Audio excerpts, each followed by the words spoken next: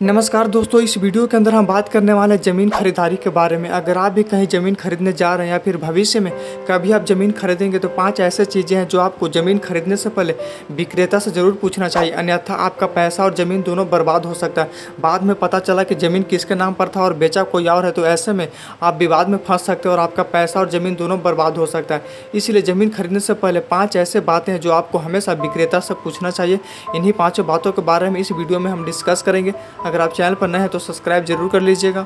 सबसे पहले जब भी आप ज़मीन खरीदने जाए तो इसकी स्थान और स्थिति ज़रूर पता करें, क्योंकि ऐसे बहुत सारे ज़मीन है जो शुरुआत से शराफित होते हैं और आपको ज़मीन मालिक नहीं बताएगा और आपने ज़मीन खरीद लिया तो हो सकता है कि आने वाले समय में ये ज़मीन आपको बहुत ज़्यादा परेशान कर सकता है। इसलिए जब भी आप ज़मीन खरीदने जाए तो इस चीज़ के बारे में ज़रूर आसपास से पता लगाएं, तभी आप ज़मीन खरीदने जाए। दूसरा सबसे ज़रूरी चीज़ है, जब भी आप ज़मीन खरीदने जाए तो ज़मीन के मालिक के बारे में, ज़मीन पर अधिकार किसका है, ज़मीन में कितने लोगों का हिस्सेदारी है, इसके बारे में ज़रूर पता लगाएं। अन्यथा अगर आपने ज़मीन खरीद लिया और बाद में पता चला कि ज़मीन का मालिक कोई और था, बेचा कोई और है, इसमें 3-4 लोगों का हिस्सेदारी है, वैसे में आपका पैसा और ज़मीन दोनों बर्बाद हो सकता है। इसलिए ज़मीन खरीदने से पहले इस चीज़ के बारे में ज़रूर पता लगाएं, तभी आप ज़मीन खरीदें।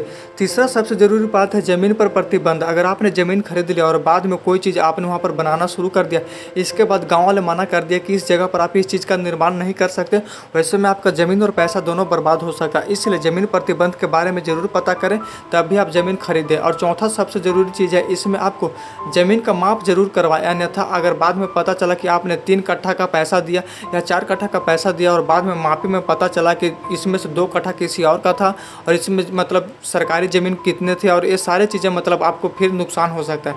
इसलिए जब भी आप ज़मीन खरीदने जाओ तो इसका माप ज़रूर करें। ऐसे में आपका मतलब सॉलिड ज़मीन आपको पता चल जाएगा। इसके बाद सरकारी ज़मीन कितना या फिर किस में कितना हिस्सेदारी है, ये सारी चीज़ें आपको ज़मीन माप में पता चल जाएगा। इसके बाद पाँचवा सबसे ज़रूरी चीज़ है कि जब भी आप ज़मीन खरीदने जाए तो ज़मीन का मालिकाना हक का जितना भी कागजात होता है वो सारी चीज़ें आपको चेक करना बहुत ज़रूरी है। इसमें शामिल है रजिस्ट्री कॉपी, इसके बाद होता है खतियान, इसके बाद होता है जमाबंदी और फिर होता है खतौनी और इसके बाद होता है रसीद। इस मतलब 4-5 चीज़ें कागजात है जो आपको हमेशा ज़मीन खरीदने से पहले चेक करना चाहिए। इसके बाद ही आप ज़मीन खरीदने के लिए आगे बढ़े, अन्यथा आपको बहुत ज़्यादा नुकसान हो सकता है। अगर जानकारी हो प्लीज़ लाइक और सब्सक्राइब करते जाइएगा।